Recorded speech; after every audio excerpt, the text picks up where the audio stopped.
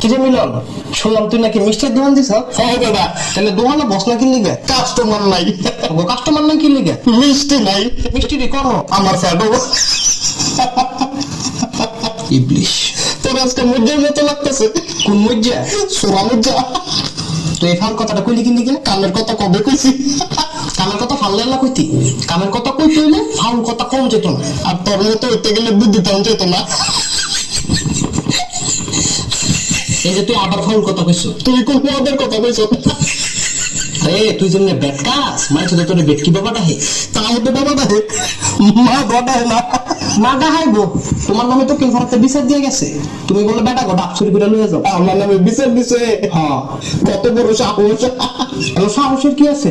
বেটা গোটা চুরি করবা, বেটারা বিচার দিত না? কই তো ওদের মুদ্রা চুরি করছি, তোরা তো বিচার দিলি না। তুই আমাকে মুরগা চুরি করছো? বড়া 4টা মুরগা। আরে তোর কি লজ্জা শরম নাই? আছে তো, কই আমি তো দেখি না। আমিও তো দেখি না। তোর কথা শুনে আমি তো পাগল হয়ে যাবো গা। পাগল হন লাগবে না, বিকালে ফিরে আসো তুমি। হ্যাঁ, তাহলে সময় পেলাম মুরগা যাস গা।